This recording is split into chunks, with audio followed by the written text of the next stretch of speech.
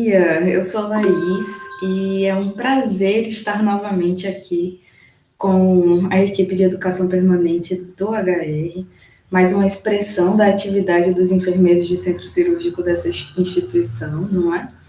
E hoje eu vou falar de uma forma mais direta e objetiva sobre a admissão e alta do paciente na sala de recuperação anestésica, já que outros colegas já falaram sobre a deterioração do estado geral desse paciente, sobre as intercorrências que podem acontecer e sobre a assistência de enfermagem propriamente dita durante a recuperação.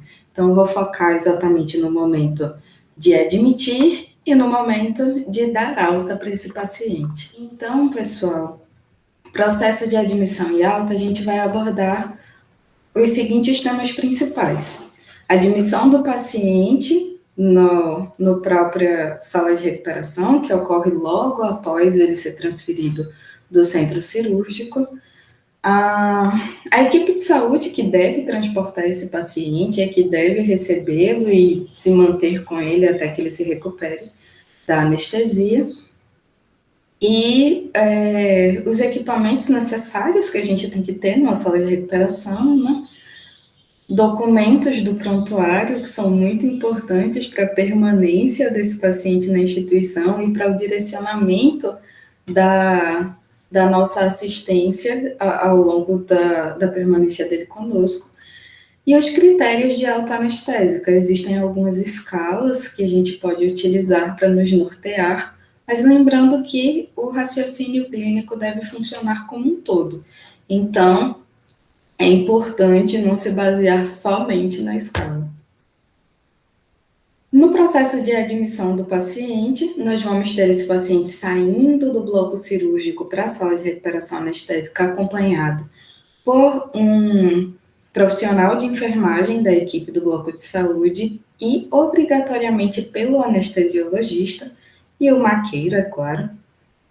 E nesse processo de chegada na SR, nós vamos solicitar que eles realizem a exposição do caso clínico do paciente, de modo geral, e enquanto eles fazem a exposição desse caso clínico, nós vamos conferir se os registros estão devidamente realizados, vamos realizar a monitorização desse paciente na sala de recuperação anestésica, ainda com a equipe que participou do processo anestésico cirúrgico, e vamos fazer a checagem dos dispositivos desse paciente, tá certo? A ferida operatória, os drenos, se existem acessos venosos pérvios, que é importante para intervir em qualquer situação de intercorrência, e o posicionamento desses drenos. Muitas vezes, vocês sabem que no nosso dia a dia do HR, nós recebemos alguns drenos que são muito parecidos, mas a usualidade deles é diferente, como para hematomas subdurais crônicos ou drenagens ventrículo externas, DVE. Nós vamos fazer o posicionamento diferenciado desses drenos e o decúbito do paciente também deve ser diferenciado. Então, é importante que a equipe cirúrgica passe isso para a gente, porque até que a gente pegue o prontuário para descobrir isso, um tempo de oportunidade já se passou.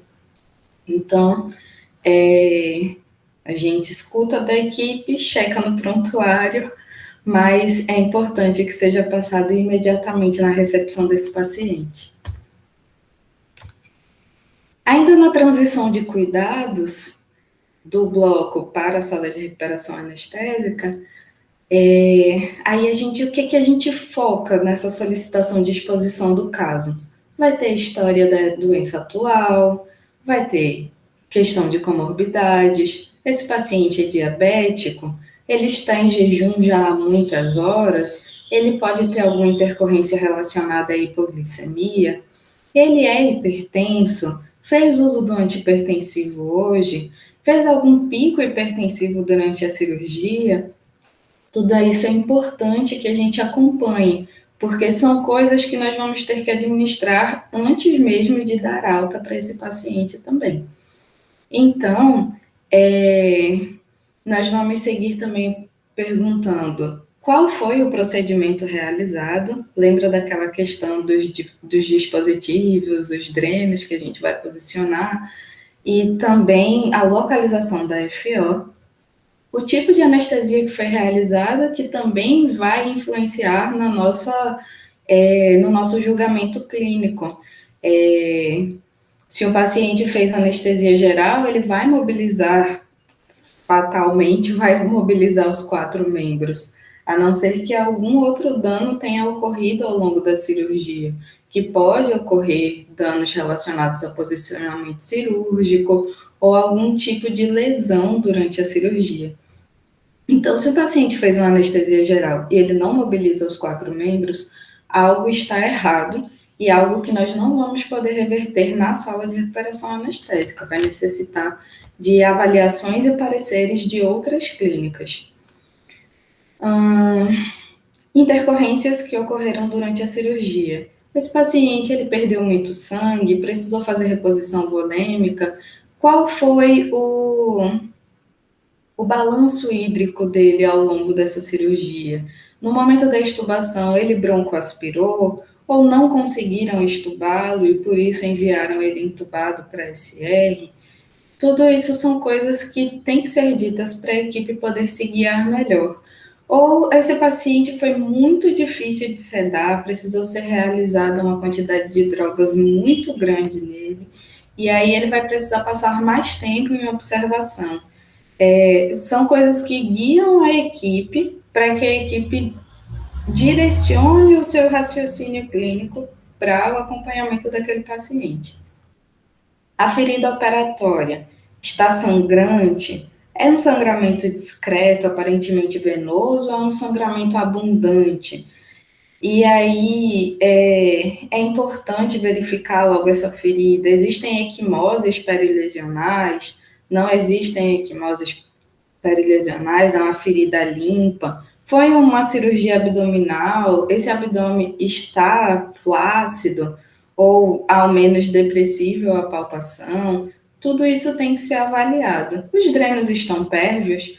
Uma coisa que acontece bastante, em especial com os drenos da neurocirurgia, aquele dreno a vácuo, que eu não posso falar a marca, o dreno a vácuo, muitas vezes a gente fecha ele e ele não pega o vácuo, porque os buraquinhos não foram totalmente inseridos no espaço que deveria. Então, ele fica exteriorizado, e aí, quando a gente fecha ele, mesmo assim, ele sobe direto, não promove o vácuo necessário, desejado, para a coleta das secreções que forem os transudatos, no caso, né, que forem produzidos naquele espaço da cirurgia.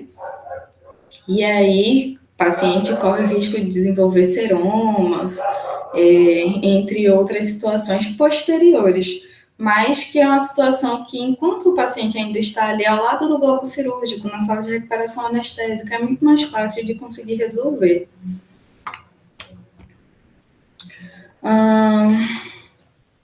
Ainda na anamnese, nós vamos focar especificamente a gente vai fazer a avaliação geral do paciente, mas especificamente tem algumas coisas que a gente tem que ver, que é o nível de consciência desse paciente, e aí também é importante que passem para a gente qual é o nível de consciência inicial daquele paciente, porque muitas vezes é um paciente sequelado, que já teve AVCs, ou que já chegou no hospital com traumatismo craniano de moderado a grave, e que não tinha um nível de consciência muito bom, estava desorientado.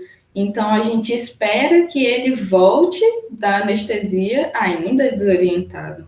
Se for uma desorientação que não existia previamente, pode ter ocorrido alguma intercorrência que não foi identificada no momento da cirurgia. Então, observamos nível de consciência, observamos nível de proteção de vias aéreas, aquele paciente que às vezes começa a roncar na SR, isso indica para a gente flacidez de musculatura da garganta, E aí isso pode estar relacionado a ele estar muito sedado, ele pode já ter uma apneia do sono relacionada, mas isso indica para a gente que as vias aéreas dele não estão bem protegidas. Paciente com via aérea bem protegida é aquele que acorda, fala com a gente e consegue tossir, que é aquele paciente que a gente vê que, embora acumule talvez até um pouco de saliva na garganta dele, ele vai conseguir expelir. Então, ele não vai broncoaspirar com facilidade. A capacidade de mobilização dos membros também é outra coisa que a gente tem que observar, em especial se esse paciente passou por anestesias regionais, vai ser um dos principais indicativos para a gente de recuperação anestésica. Se foi bloqueio de plexo braquial, pentabloqueio, se fez uma raquianestesia. E a gente vai seguindo para relação ventilação-perfusão, basicamente saturação de oxigênio, perfusão periférica, verificação de cianose de extremidades. A gente verifica se esse paciente não está com nenhuma dificuldade na hematose. E a circulação. Circulação também é outra coisa que, para nós que trabalhamos com neurocirurgia, é uma coisa que tem muitas nuances. Então, se o paciente entrou com hematoma intracraniano, é bem possível que ele saia com uma diferença de pressão de até 50% da entrada, porque ele entrou em sala com uma pressão muito alta e a pressão intracraniana influenciou na pressão arterial sistêmica para um processo de compensação, né? Um processo de compensação para aumentar a perfusão cerebral. Então, são coisas que a gente tem que prestar bastante atenção. No entanto, se esse paciente fica muito hipertenso na sala de recuperação, é fato que ele vai ter que continuar sob sob cuidados intensivos, até que essa pressão se estabilize para a gente conseguir enviar ele para a enfermaria.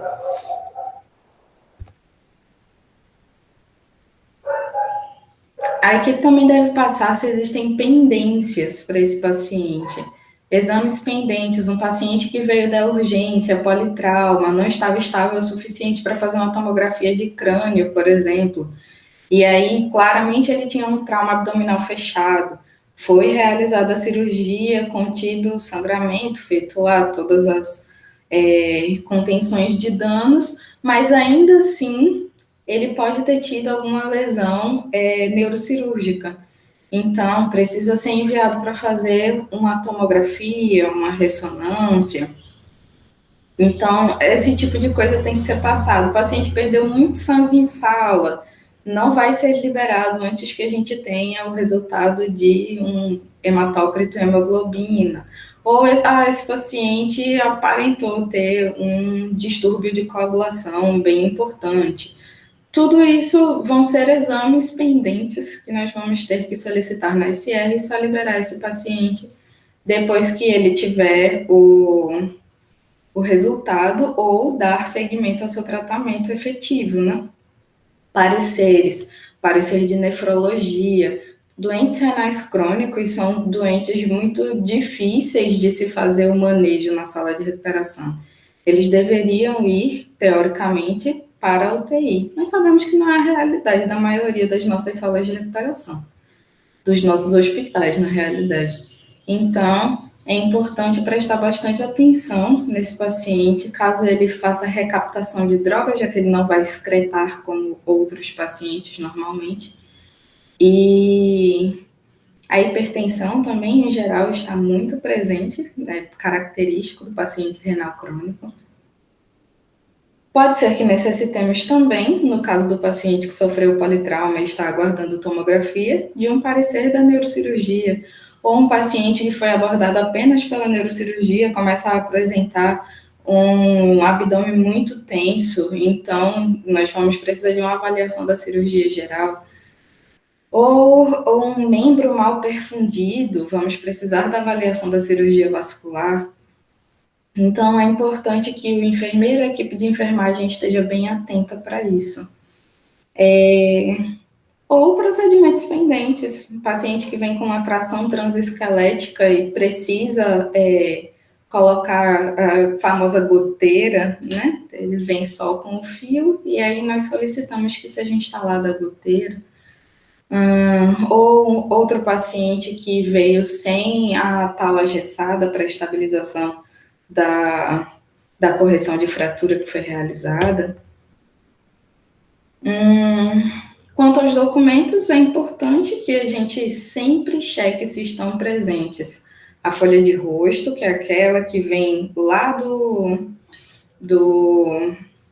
da recepção, e aí tem, de modo geral, a descrição de como aquele paciente foi admitido, tem os seus dados pessoais, dados da família, dados que vão ser importantes para que nós possamos contatar qualquer pessoa, caso necessário. A guia de internação hospitalar, a IH, admissão de internação hospitalar, o relato de operação, onde vai estar descrito passo a passo o que foi que a equipe cirúrgica fez, e o relato de anestesia, um dos nossos principais materiais de trabalho na SR, que é onde a gente vai ver bem direitinho o que foi infundido no paciente, as drogas que foram realizadas, o gráfico de sinais vitais que se manteve ao longo de toda a cirurgia. E aí a gente consegue fazer um manejo melhor desse paciente, não fazendo superdoses de drogas na SR, já que muitas foram realizadas em sala de cirurgia. A prescrição pós-operatória, que é uma das coisas que eu sei que vocês que são da SR vão dizer, meu Deus do céu, muitas vezes não vem, mas temos que cobrar, porque a gente não pode adivinhar qual a conduta que a equipe cirúrgica estabeleceu para aquele paciente. Então, vamos acabar fazendo, é claro que a equipe médica, junto com a equipe de enfermagem, vai acabar fazendo uma terapia medicamentosa muito geral e, às vezes, não vai contemplar tudo que aquele paciente necessita. E a nota operatória, que é onde vem de maneira sucinta, descrevendo qual procedimento realizado, sob qual tipo de anestesia e se houve algum tipo de intercorrência. Acabado esse momento, nós vamos, a cada 15 minutos durante a primeira hora, aferir os sinais vitais do paciente. A cada 30 minutos durante a segunda hora, aferir os sinais vitais desse paciente também, acompanhar. E a cada 1 hora após a primeira hora. Mas aí você pergunta, mas quanto tempo esse paciente fica na sala de recuperação? Ele fica até 24 horas, até que ele esteja plenamente recuperado da anestesia. Depois das 24 horas, caso ele não se recupere totalmente ou haja algum tipo de intercorrência, ele pode ir para a UTI ou na verdade, só para UTI mesmo, se houver alguma intercorrência. Mas caso ele se recupere, ele pode ir para casa, em procedimentos ambulatoriais. Ele pode ir para a enfermaria e segue o tratamento.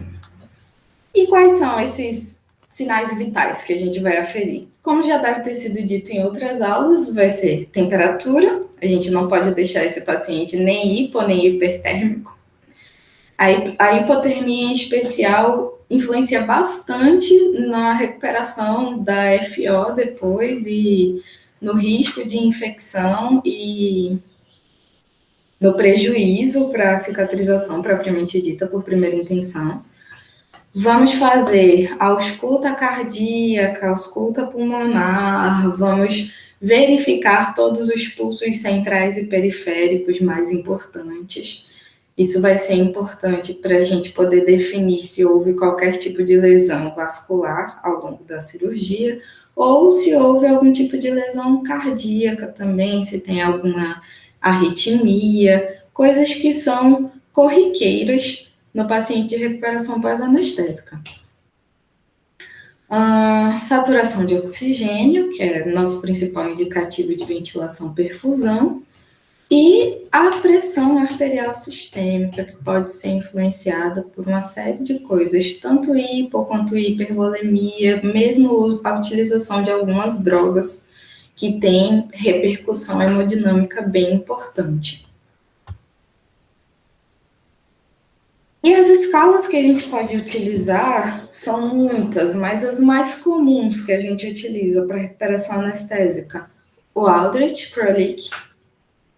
A gente pode utilizar também para crianças menores de 12 anos o índice de Stewart, eu acho que é assim que se fala.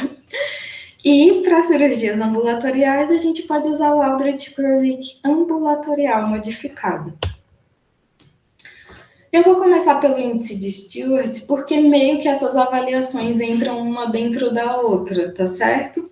O índice de Stewart para crianças menores de 12 anos vai levar em consideração nível de consciência, lembrando que crianças muito pequenas a gente não vai estabelecer nível de consciência como consciente orientado, vai ser reativo ou não reativo. Perviedade de vias aéreas, se essa criança chora, se ela fala, se ela tosse. E a capacidade de mobilização dos membros superiores e inferiores. Isso também vai estar contido dentro do Aldrich, mas, além disso, nós vamos levar em consideração circulação e saturação de oxigênio. Mas aí, para o Aldrich, a gente vai ter numerações de 0 a 2 em cada uma dessas categorias, e a gente vai avaliar da seguinte forma. O nível de consciência. Se o paciente não responde, 0.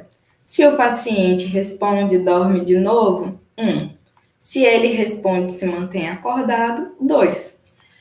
Vias aéreas. Se ele não está respirando, 0.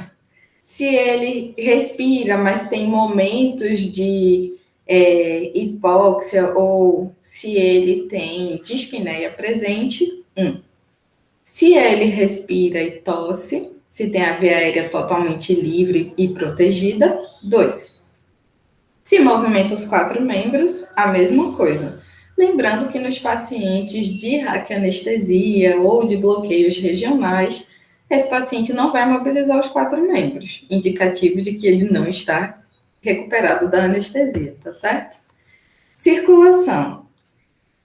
A depender da diferença entre a pressão de entrada em sala operatória e a pressão do momento da admissão ou da reavaliação na sala de recuperação anestésica, esse paciente pode receber 0, 1 ou 2.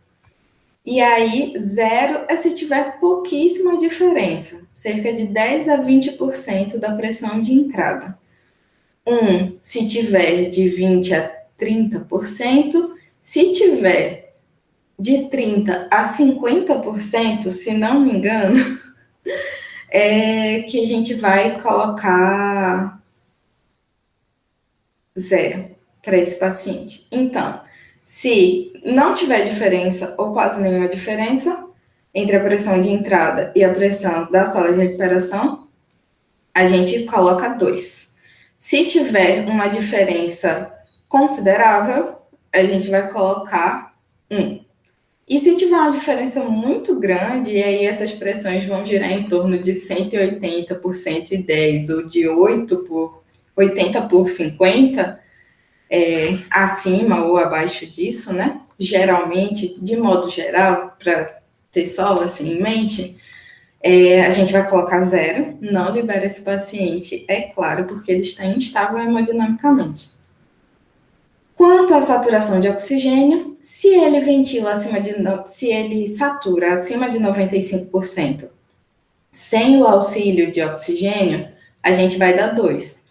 Se precisa de auxílio de oxigênio para saturar acima disso, vai ser 1. Agora, se mesmo com auxílio de oxigênio ele não satura acima de 92%, aí ele vai ganhar 0 e vai se manter na SR com a gente também, embora todos os outros sinais vitais dele estejam estáveis e ele tenha recebido 8 de Aldrich, que é o mínimo para a gente dar alta anestésica para esse paciente. Lembrando também que, apesar do enfermeiro participar da avaliação desse paciente e ter poder de fala, a alta anestésica é dada exclusivamente pelo anestesista, tá certo? Por lei.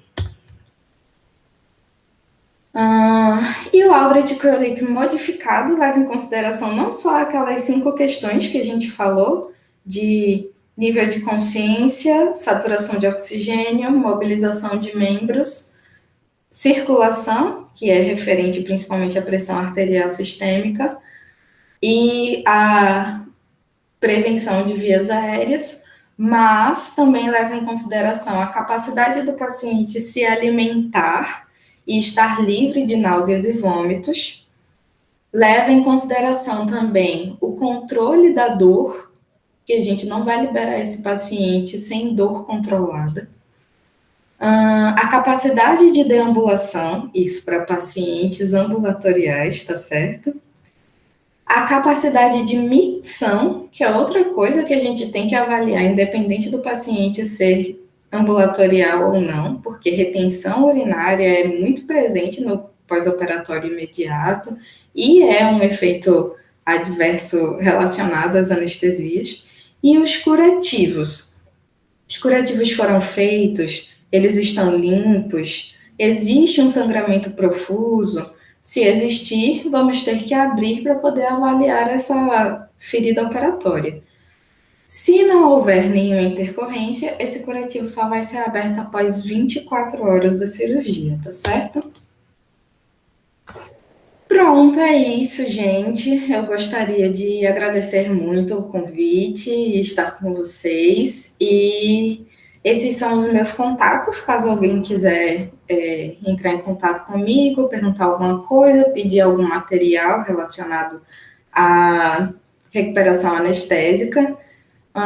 Eu sempre recomendo o livro de diretrizes da Sobek, maravilhoso, traz tudo de uma forma muito sucinta e compreensível, e é uma temática da qual eu realmente me alegro muito em trabalhar. Muito obrigada, gente. Tchau, tchau.